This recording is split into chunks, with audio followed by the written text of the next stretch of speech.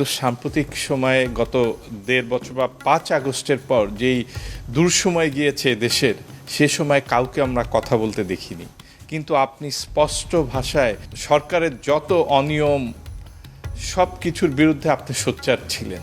সাহসটা কিভাবে পেতেন তখন? আমি বলি যে যে কোনো ব্যক্তি বা সাংবাদিক, বিশেষ করে সাংবাদিকদের সাহসটা আসে প্রথমত তার ছোটোবেলার ওরিয়েন্টেশন থেকে আসে, ফ্যামিলি থেকে আসে একটা। দ্বিতীয়ত হচ্ছে চাকরি তোয়াক্কা না করা। এটা যদি মাথা থেকে ফেলে দেওয়া যায় যে আমার চাকরি চলে যাবে বা আমার কি হবে, আমার এই চাকরিটা যদি না থাকে আমি সামনের মাসে আমার সংসার কিভাবে চলবে, এইটা যদি মাথা থেকে চলে যেতে পারে একজন সাংবাদিকের, তাহলে কিন্তু এটা সহজ হয়ে যায়। আমার এটা চলে গেছে, কারণ আমি বাপের টাকা দিয়ে চলি। আমার চলে গেছে, আমি জমি বিক্রি করে চলি, কিন্তু আমি নতজানু হয়ে যেখানে সেখানে চাকরি করতে আগ্রহী না। এই উপায়গুলো নেই, যাদের এই উপায়গুলো নেই বলে তারা ওই সীমিত পরিসরে যতটুকু সম্ভব চেষ্টা করবে যে নীতি নৈতিকতার মধ্যে থাকা। কিন্তু আমাদের তো হয় কি, যখন আর্থিক কষ্ট হয় মানুষের, যখন সংসার চালাতে কষ্ট হয়, যখন ছেলের পড়াশোনা, খাদ্য কেনা, বাড়ি ভাড়া, এগুলোতে তারা নিজেরাও অনৈতিক কাজের মধ্যে জড়িত হয়ে যায়। তো তাতে করে সে যে আরেকজনের অনৈতিক কাজের সমালোচনা করবে, সে সুযোগটা সে হারিয়ে ফেলে, শক্তিটা হারিয়ে ফেলে। তো আমার মনে হয় যে একজন লোক যদি সত্য কথা বলে এবং একজন লোক যদি সৎ পথে চলে, তাহলে তার সাহস থাকবে। এবং আরেকটা হচ্ছে যে চাকরি ভয় না করা। এই তিনটা যদি যোগ হয় তাহলে কোনো সমস্যা নেই। কিন্তু আপনার বেলায় তো আরও কিছু দেখেছি যে আপনাকে জেলে পর্যন্ত যেতে হয়েছে। জেলে সেটা আনফর্চুনেট। ডক্টর ইউনূস ক্ষমতা আসলেন, বললেন যে আপনারা সমালোচনা করেন। ডক্টর ইউনূস ক্ষমতা আসার সঙ্গে সঙ্গে আওয়ামী লীগের লোকজন তাকে এত আক্রমণ করলো, এমনভাবে আক্রমণ করছিল যে ইউনূসের বিরোধিতা করছে তারা, এমনভাবে যে ইউনূসই এটার কারণ শেখ হাসিনাকে ফেলে দেওয়ার ক্ষেত্রে। আমি দেখলাম যে ওই সময়ের জন্য ইউনূস ঠিকই আছে, তখন আর কোনো উপায় তো ছিল না, আমরা দ্বিতীয় আরেকজনকে দেব, উপায় ছিল না। ইউনূস যদি না নিত তাহলে আমরা অন্য কাউকে দিতে পারতাম। কিন্তু এটা তো একটা, যেহেতু ওনার একটা ফিগার আছে, উনি ইন্টারন্যাশনালি পরিচিত, তাহলে এরকম একটা ফিগার এখানে থাকা অসুবিধা না। এবং আমাদের জাতীয়ভাবেও আমাদের একদল লোক মনে করে জনগণের মধ্যে যে আমাদের ইউনূসকে একটা কিছু দায়িত্ব দেওয়া উচিত। তো সেই ক্ষেত্রে ওনাকে দিয়েছে এবং সেটা আমি সমর্থন করেছি।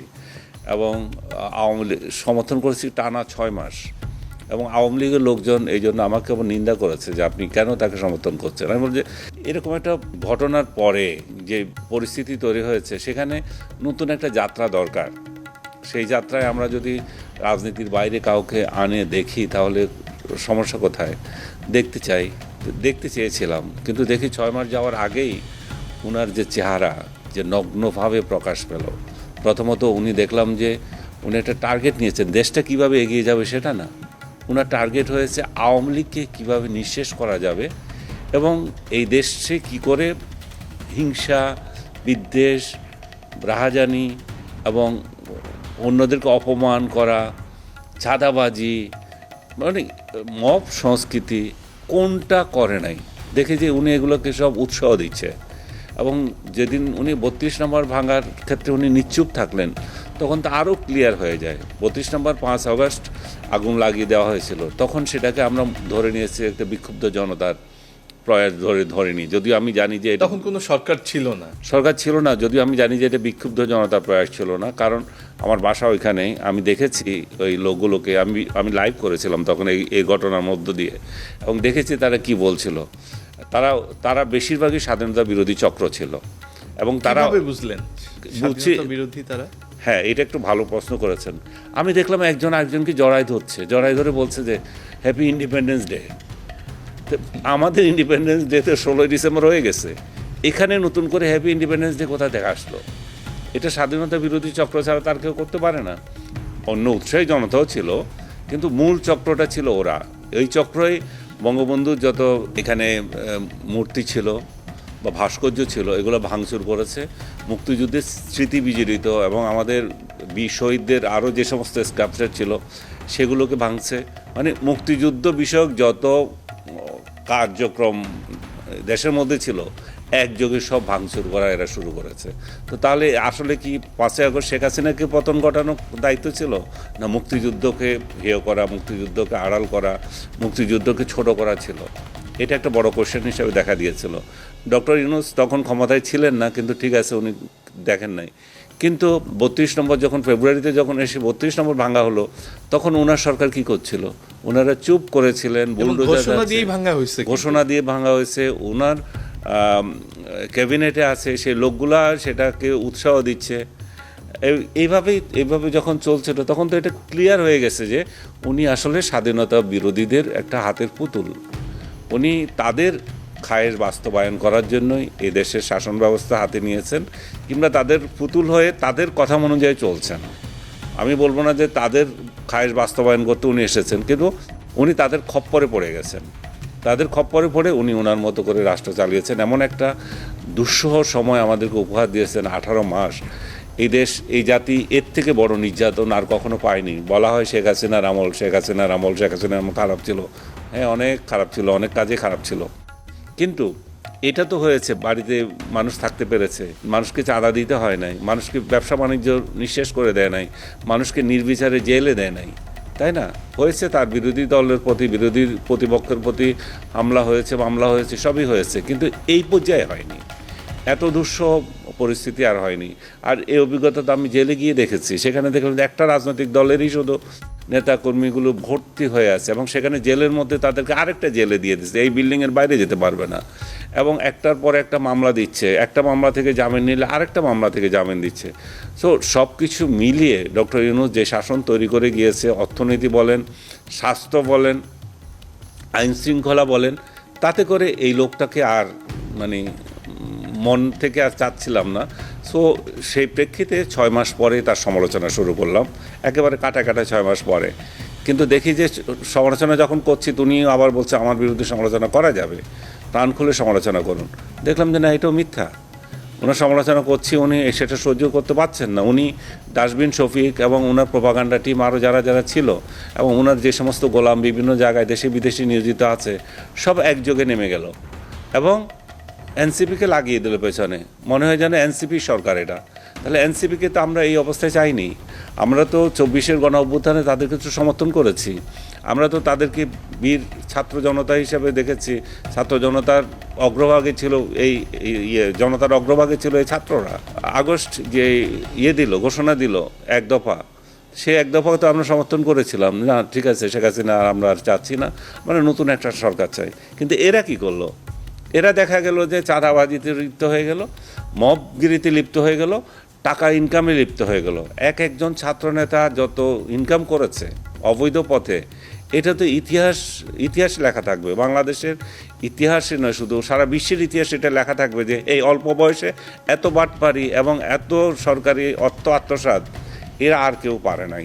এরা যা করেছে, এবং এরা যেভাবে মব করেছে, চাঁদাবাজি করেছে, সেটা আর কেউ পারে না। এরা যেভাবে বেয়াদবি করেছে মানুষের সাথে, শিক্ষাঙ্গনে 3000 শিক্ষককে অপমান করেছে, এবং তার ধারাবাহিকতা এখনও পর্যন্ত শিক্ষাঙ্গনে রয়ে গেছে। শিক্ষকদের মর্যাদা এখনও প্রতিষ্ঠিত হয়নি। সব কিছু তো ইউনূসের আশকারাই করেছে। সো এরকম একটা লোকের বিরুদ্ধে কথা বলা তখন ফরজ যে কারো পক্ষে, কিন্তু আমরা কথা বলতে পারিনি। সাংবাদিকরা কথা বলতে পারে নাই।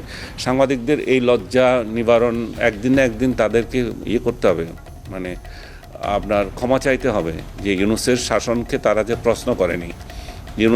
তারা শেখ হাসিনার উপর ক্ষোভ ছিল, ঠিক আছে, শেখ হাসিনা ভালো কিছু করেন নাই, আপনি ক্ষোভ ঝাড়লেন আপনার দৃষ্টিতে, কিন্তু তার থেকেও যে খারাপ হচ্ছে সেটা তারা ভুলে গেছে। এই জন্যে তাদেরকে ক্ষমা চাইতে হবে যে আমরা শেখ হাসিনাকে পছন্দ করলাম না, আরেকজনকে আনলাম, সে যে আরও খারাপ করছে সেই বিষয়ে আমরা চুপ হয়ে আছি। আমাদের চাকরি চলে যাবে, আমরা ব্যস্ত ছিলাম কে কোন টেলিভিশনের বড় পদ দখল করবে, কোন টেলিভিশন থেকে কাকে বের করবে, এবং কোন পত্রিকাকে দখল করবে। জনকণ্ঠ সহ আরও কয়েকটা টেলিভিশন যেভাবে দখল হয়েছে, এবং আর আমাদের চাকরি চলে যাবে। ইভেন ফারুকের মতো একটা টাউটকে প্রশ্ন করার জন্য চাকরি চলে যায় সাংবাদিক ভয় পায় যে কোশ্চেন কীভাবে করবে। সো এমন একটা ভীতিকর পরিস্থিতি তৈরি হয়েছে। আজকে প্রেস ফ্রিডম ইন্ডেক্সে দেখা যাচ্ছে বাংলাদেশের অবস্থান আরও 3 ধাপ নেমে গেছে, 152 হয়েছে বোধহয় এখন। সো মানে 180টা দেশের মধ্যে। তো এবং দেখা যাচ্ছে যে সাংবাদিকদের অ্যাক্রিডিটেশন কার্ড নিয়েছে।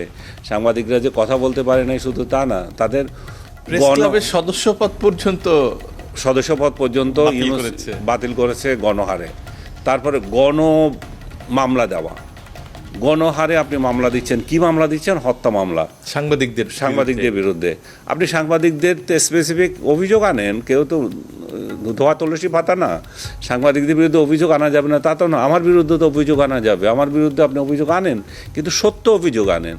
মিথ্যা অভিযোগ কেন আনবেন? আমাকে কি অভিযোগ দিয়ে নিয়ে গেছে, তার বিরুদ্ধে কথা বলেছি, সেটা নাকি সন্ত্রাস, কতগুলো লিঙ্ক দিয়েছে, আপনি টকশোতে এই বলেছেন, সেই বলেছেন, এই বলেছেন, এটা হচ্ছে মানে সন্ত্রাস বিরোধী আইনে আমাকে জেলে, এবং তাও কি আমাকে ধরে নিয়ে গেলেন কোনো মামলা ছাড়া, তারপর একদিন পরে আমার বিরুদ্ধে মামলা দেন। তো এই সমস্ত কার্যক্রম ইউনুস আমাদেরকে যা শিখিয়ে গেছে, এটার থেকে সামনের দিনগুলো কিভাবে মানে রাষ্ট্র ঠিক হবে আমি জানি না, কারণ ইউনুসে নিযুক্ত লোকগুলো এখন বিভিন্ন জায়গায় রাজত্ব করছে। ইভেন এই যে স্বাস্থ্য সহকারী উপদেষ্টা একজন ছিল সাইদুর রহমান, এই আজকে দেখলাম যে সাফাই গাইতেছে যে হামের যে বিপর্যয় হলো এটা নাকি ইউনুসের দোষ না, ইউনুস থেকে টিকা আনছিল।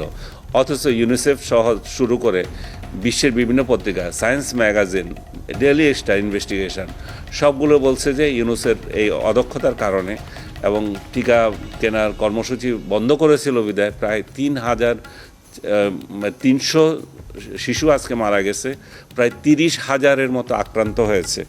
তো এই যে আমি ওর উদাহরণ দিলাম এই জন্যই যে এই যে সাইদুর রহমান কিংবা স্বাস্থ্য উপদেষ্টা নূরজাহান, এরা যারা সহ আরও যারা হামের টিকা বন্ধ করেছিল, এদেরকে তদন্ত করে এদের বিচার করতে হবে, এবং ইউনুস সরকারের 18 মাসের একটা শ্বেতপত্র প্রকাশ করতে হবে।